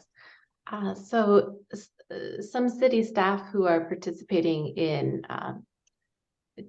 coordination and eventual design review for the PMLS project, we attended a training that MCDD staff, or it was primarily for MCDD staff, but one of the things I walked away with, and I'm just curious whether it was new information for MCDD staff and whether it changed your thinking at all, but I, not a finance expert, but did come away with the impression that the risk of cost escalation due to inflation and perhaps other factors is greater than what my previous understanding was for the PMLS project. And so just curious, you are all in the details more than I am and have been tracking this. Was there new information, and did you walk away with an increased sense of cost risk, and whether that would mean that would push us towards going to 200 million perhaps to have room for the other projects in addition to having to make our local match for the PMLS project? Thank you for that, Rachel. Rochelle, Colin, this is a question for you. Sure. So I think one thing that we do need to follow up is what the process for raising that 902, that limit. And so, but as far as what's already built in for some of those numbers, it does include sort of the higher level of the kind of higher incremental increase inflation and other sort of cost runs. So I guess in short, yes, we have taken those into some account, but I think revisiting what the process is for raising that and making sure our numbers are right is just a good common sense thing to do. So that is what we're going through. So thanks for raising that. Okay, Eric Mueller, go ahead. Yeah, I guess I wanted to circle back around to what I thought Eric Molander was mentioning, the inference that the increased interest costs, you know, based on our bond rating, based on whatever the market might be when it happens, that was going to cut into the funds that we would have available for projects. And I guess I want to make sure that it's understood that the way the general obligation bond is structured, the principal amount that we're going to get is whatever the voters approve. That's completely available for the project. The voters are agreeing to repay that principal amount plus whatever the interest is. So if our interest costs are 55 million, as Eric used as his example, that additional cost is going to be on top of whatever that principal amount was that was approved in the bond amount. If the interest cost is only 45 million, well, then the voters will end, or the taxpayers will end up paying 10 million less over the life of the bond. But it doesn't mean that we're going to have a change in the amount of funds that Steve and Colin and Jim and everybody has available for the projects. So and certainly we want to have the lowest interest costs for all the taxpayers, because all of us are included and we're all going to be participating and paying back those general obligation bond costs. Secondly, I guess just on the overall question of what should the number be, I'm torn between what I believe we're going to need versus what the polling says. And, you know, my firm belief is, because of inflation, because of the time frame, I mean, you know, even if we got all the money, you know, on day one, it's going to take a number of years just to implement these projects. You know, there's only so much can be done at once. Some of the projects have to be done in sequence, so they couldn't be done at the same time. So we're going to suffer inflation. What that's going to be, we don't know. We've tried to provide for some of that, but I'm nervous that it's going to end up costing us more than what we're estimating. The other piece that makes me nervous about that, and you know, I know Steve certainly knows from managing capital projects, you know, stuff that you do above ground, you generally can get a better fix on the cost. You know how many board feet, you know how many windows, you know how much roofing, you have a kind of a more defined set. You tend to run into the dreaded unknown conditions and the therefore change order with construction projects when you start digging. And just given the nature of what our projects are, we do a lot more digging than we do building above ground. And so we have a greater risk of finding stuff that we didn't know it was there.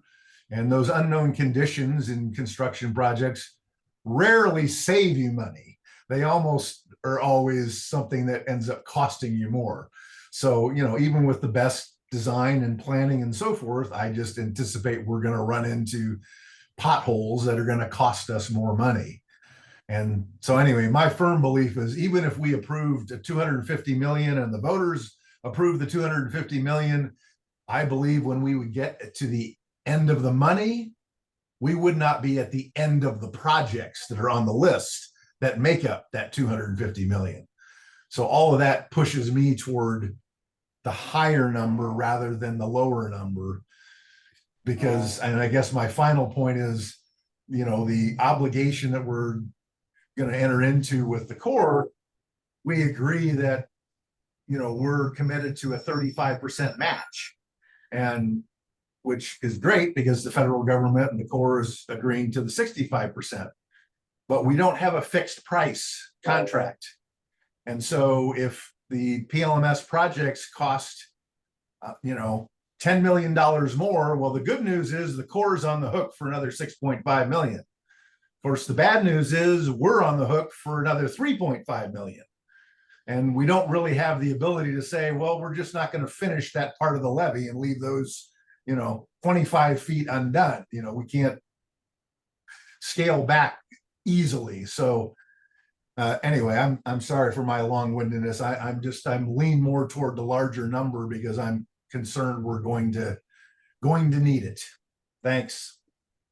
Yeah, Eric, no apologies for all the information you just shared. I think everyone was just hanging on, every word. Right. And that's the point of this. Because I think that Eric was misunderstanding what I was saying. If we promise the voters 14 cents per X, and we have a AA rated bond issue, right? That means the principal that we could afford for that 14 million would go up by 55 million. So it would be 230 million if we had AA rated bond. So again, what I'm asking the board to do is to realize that everything that we do to improve our bond rating allows us to create additional room for contingency for unknown conditions to raise that amount that we have in the bond itself, as long as we get that AA rating or better. Does that make sense, Eric? I understand what you're saying, and I agree wholeheartedly with your objective that we want to have the best bond rating we can and so forth. But the way that it's posed to the voters, they don't approve a rate per thousand. They approve a total principal amount. And ultimately, you know, when Carol had talked about before that, and I think Lori had talked about before, that we probably will want to issue them in different tranches. You know, we need some money up front. And so every one of them is going to end up with a different interest rate, of course. And, you know, I guess I just want to make sure we're understanding, we're not promising people a rate per thousand. We're estimating it with best information we can, but we're asking for authorization for them to agree to take on a principal debt burden of a specific dollar amount. And then, of course, that rate per thousand will change every year as property tax values change. Got it.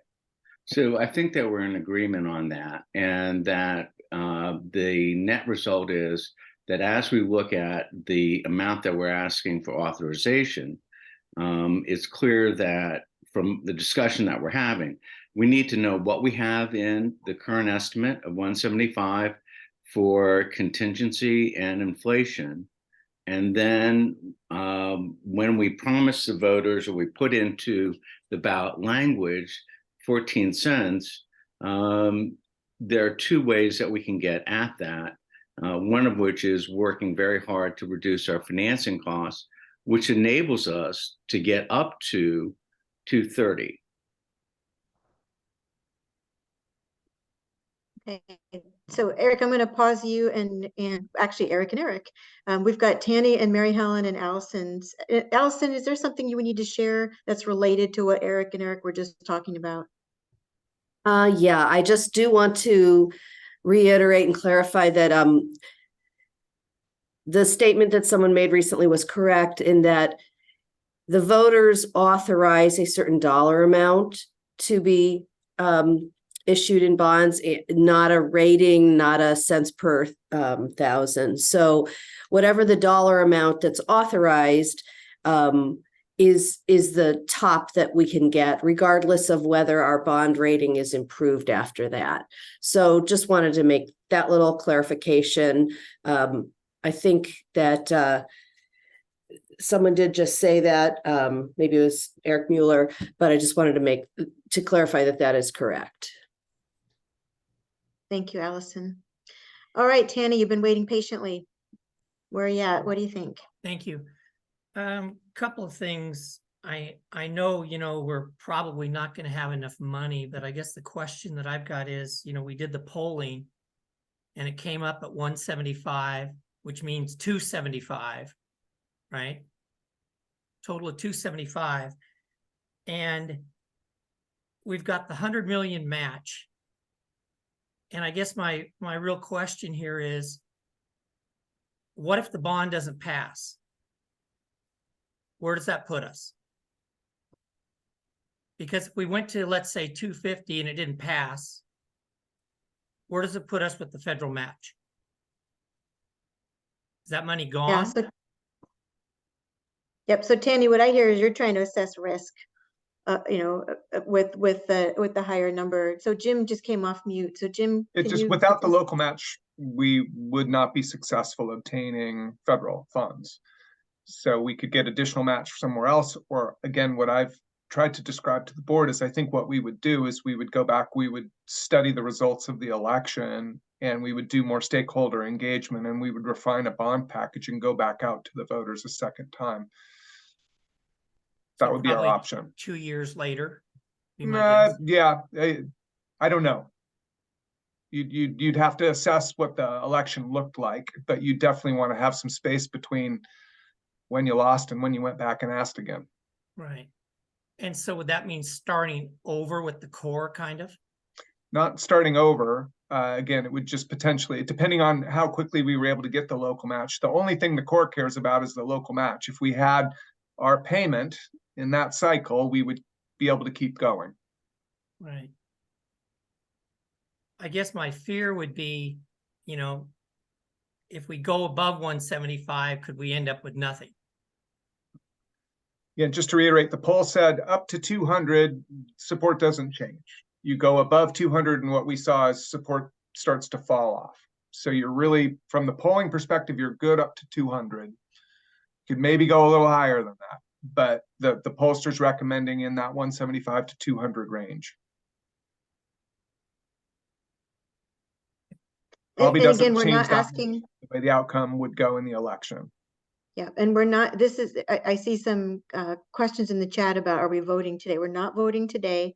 We're just trying to get a sense of where people are at. And so everybody can hear that, and then you can take that away. You can think about it, you can talk with each other, you can, you know, do other research, whatever you need to do, and then we'll have more conversation about this on the 6th, and then your vote will be on December 14th. So you've got a fair amount of time. Tandy, I want to make sure that you got all of the thoughts out that you wanted to share. No, I'm good, thanks. Okay, great. Mary Helen, go ahead. I'm going back to where the money and how the voters will interpret it. We're going for the GO bond, and that's the estimate at 12 for 175 million. This is hypothetical. 175 million, 12 cents per 1,000.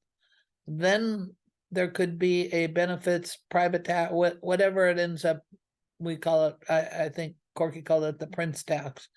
So then the voters or landowners would have to pay that extra. We're not tying the two together, but at some point, if my interpretation is correct, and is there no other way besides a GO bond to get this funding for a federal match? There's tons of grants out there, large sums for climate change within the federal government, within the state government.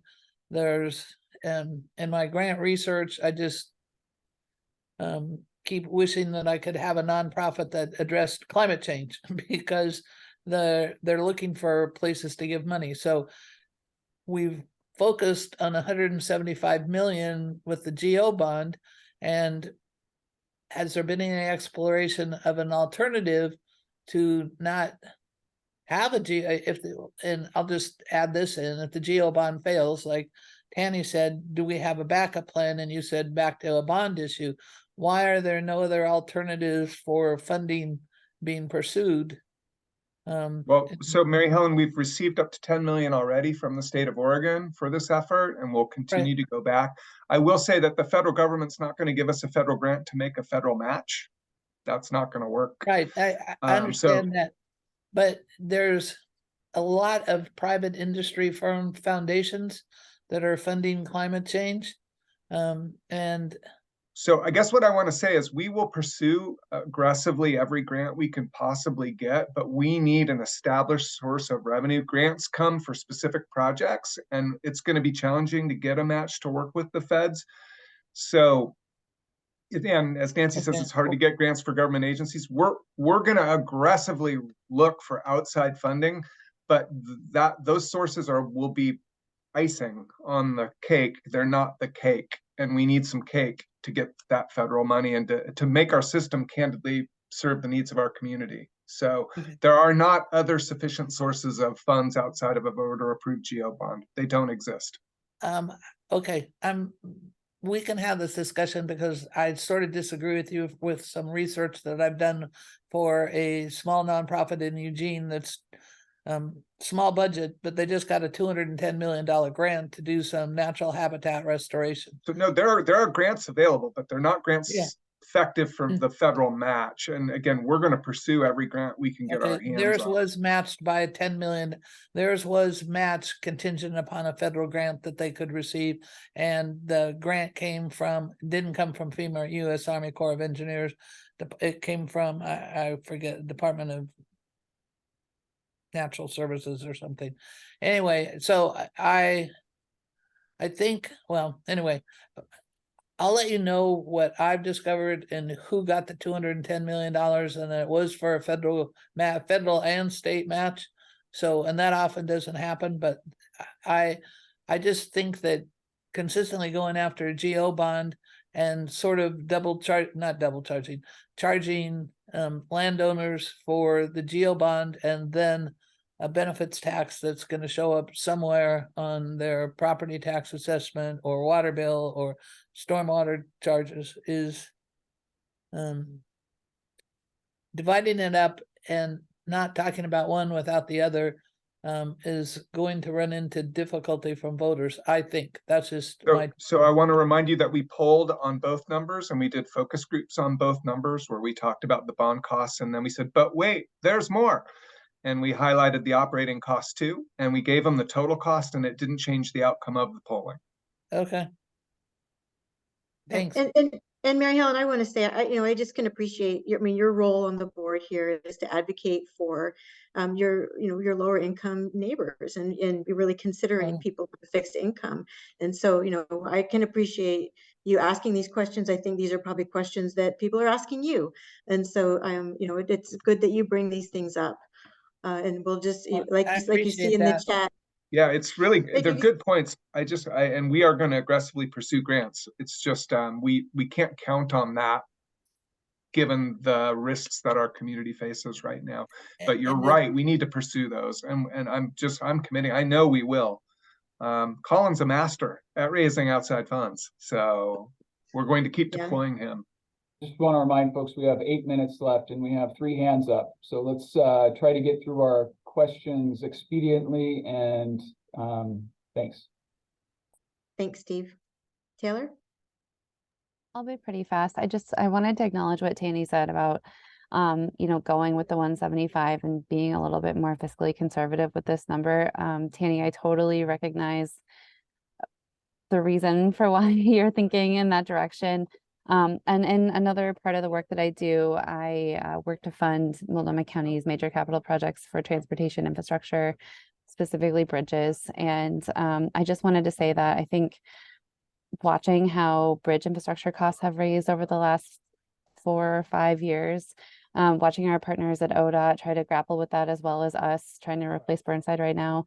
The risk of going lower when you have the same turnout for 175 or 200 is that you could always have to come back for a second time if you have to raise that. And so, I think that there's a risk in either direction, right? Like if we're conservative and we're a little too conservative, then we have to come back for more money later. That could be even harder because people could have that fatigue. So recognizing how expensive all of this infrastructure is, and then also Mary Helen, looking at all these grants that are floating around and recognizing that most federal infrastructure grants are oversubscribed 5 to 1. I think it's going to be really key to have very solid local match. That's the #1 attraction when it comes to getting federal funding, is saying, look, we've got local buy-in, we've got local support. It's substantial, and as high of a percentage as we can get of that local match, it means that we're more and more likely to get matched at the federal government with those grant dollars. So, I'm going to take this back to Commissioner Stegman and see what her thoughts are. She's not able to be here today. She's in Korea, but I know working with her on our other infrastructure projects, we tend to push a little bit more towards garnering a little bit more local match if we can, just to make those projects a little more durable when it comes to inflation costs and the long-term costs of these projects, which tend to draw out for quite a bit of time. Thanks, Taylor. Okay, we've got 5 minutes and 3 speakers, so do the math. Got a little more than a minute. Go ahead, Eric. Yeah, I guess I wanted to clarify in the packet on page 61, there's a slide that was included in the packet. And I guess I want to clarify, there's been references to the date that we're going to vote. And it's been talked about as December 14th. The packet says December 16th.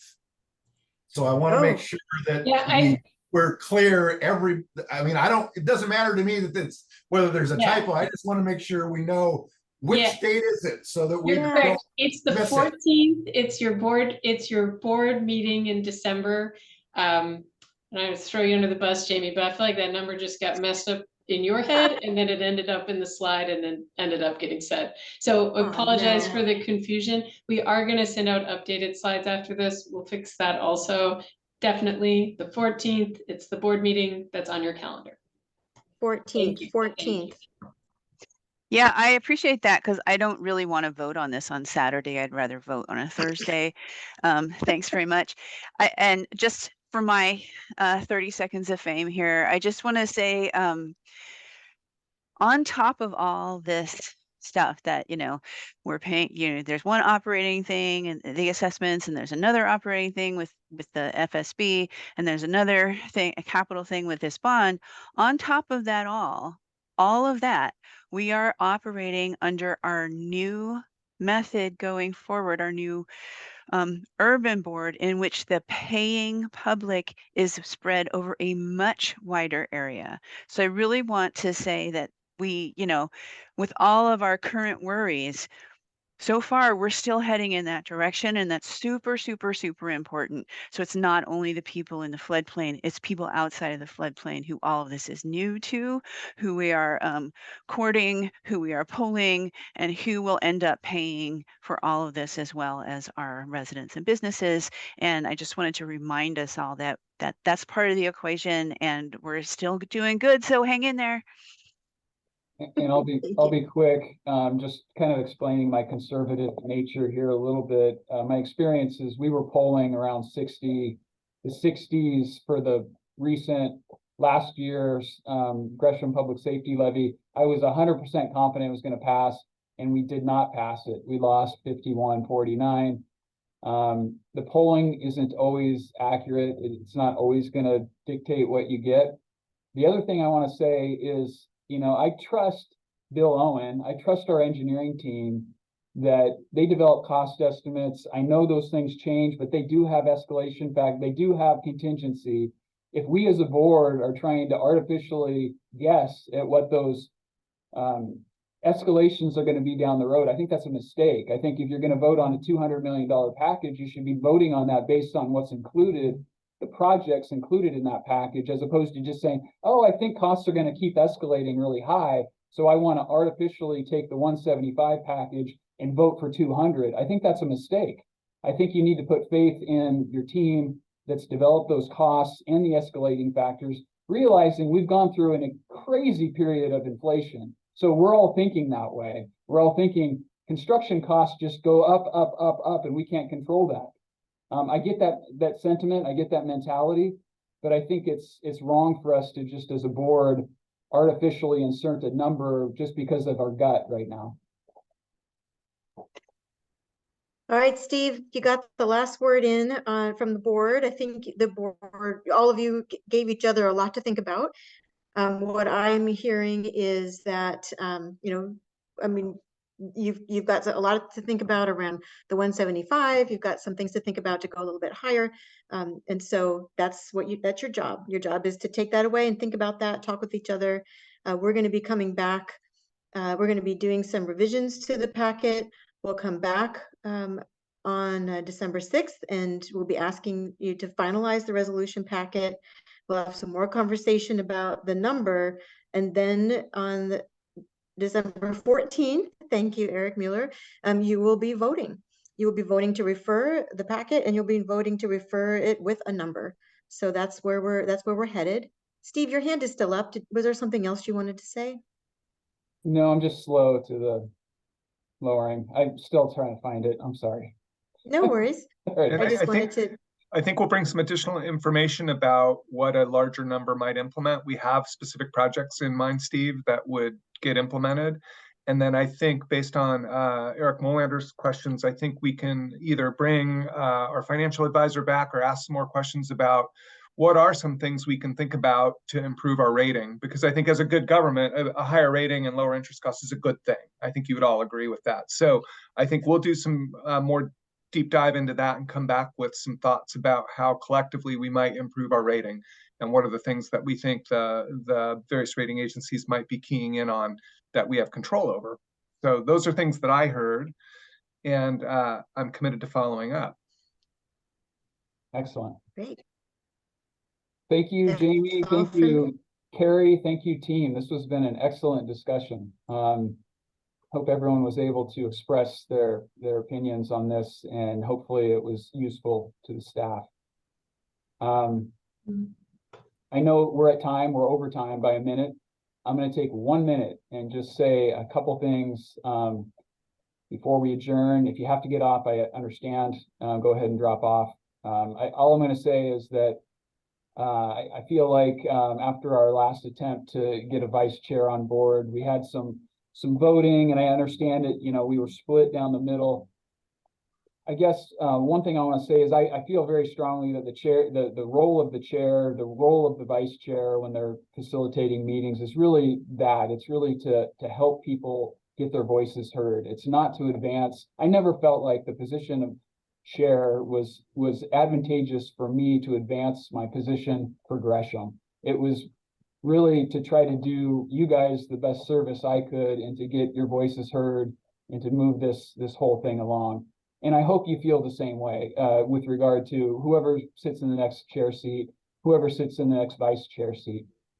Kind of on that sentiment, I feel like I would ready to make a recommendation that we actually have kind of a consideration for vice chairs. I have great faith in Tanny Stephenson. I have great faith in Nancy Hendrickson. And I feel like if we can expand this team a little bit, which I think is really needed. I think relying heavily on a chair position, all of us have other jobs to tend to. Relying heavily on a vice chair, it's difficult. That's my experience. So if we can expand this out a little bit and have a team of a couple vice chairs, one on either side, I feel like that could pass our vote. Not today, but maybe down the road pass our vote. And then we can have some deliberation about who fills the chair seat. But I would suggest that this team of a chair, a couple vice chairs, I'm totally willing as a ex-chair to continue in a leadership role of just advising and form a kind of a team that we could talk about agenda setting. We can just do the things that a smaller executive team of the board could help advise and help that wouldn't be put so much pressure on just a chair and just a vice chair position. Mary Helen, go ahead. I have all the faith in anybody on the board except myself being the chair. But I just wanted to know if we could explore options like Levee Ready Columbia operated with Oregon Solutions, and Jules Bailey was a facilitator, and Steve Greenwood. And that puts them outside of investments with the board. And I thought that Levee Ready Columbia operated great. I don't know what the contract was or anything, but they have connections. And if it's feasible, or I'm just throwing out a wild idea, that might take the pressure off of people that have jobs that also tried to do chairs, who feel committed to do an excellent job. Not that anybody couldn't, but back to the Oregon Solutions and the Levee Ready Columbia, I felt that they did an excellent job. And I don't know what Jules Bailey's up. He just left his job at OBR at the bottle recycling. Sarah O'Brien, I don't know where she went, but she facilitated meetings for a while. If there could be options, and I'm more than willing to help explore those if that's not a crazy idea to everybody. Thank you, Mary Helen. I don't want to keep people long on this. I just wanted to plant a seed today and get you thinking. And please send me any of your thoughts on this topic. And I will collect those, and I will talk with Jim, and we will figure out a path forward. But I really appreciate all of you. Thanks for your time. We're going to adjourn this meeting. It's 5:05. Consider it adjourned. Thank you very much. Thanks for all the feedback on the bond stuff, you guys. It was very helpful. I appreciate it. Thank you. Steve, thanks again. Steve.